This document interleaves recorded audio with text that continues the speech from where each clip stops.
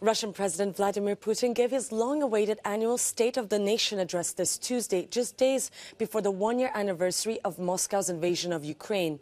In his 2-hour-long speech, Putin slammed the West and also made a series of claims. But what's true and what's false? Let's take a closer look.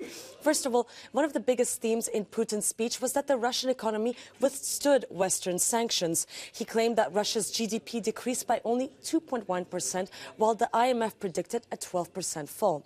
And it's true that the percentage announced by Putin is close to the 2.2% estimate in the latest report of the IMF, as you can see on this chart. But Russia is still the worst performing country compared to the others, but the numbers are nowhere close to what experts predicted. However, some analysts have cast doubts on the reliability of this Russian data. It's true that experts were waiting for much worse results starting from the beginning of the war. It's also true that the government is cheating, and it's not by chance that the latest figure about very modest decline of Russian GDP came yesterday, although it was supposed to come much earlier, and it was designed to present this very positive view of what's going on in Russian economy. Another one of Putin's claims is that the West has spent $150 billion in aid to Ukraine, while the G7 countries only spent $60 billion to help the poorest nations in the world from 2020 to 2021.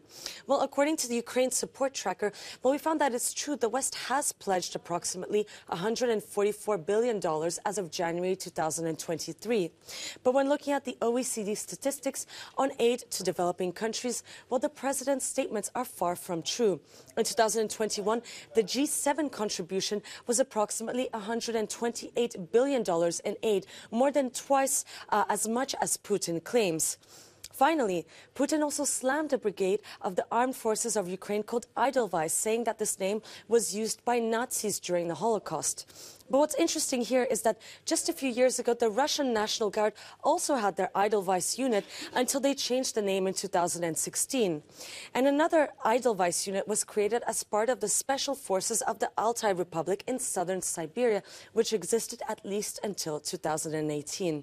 For more fact checks and debunks, please check out our website, euronews.com.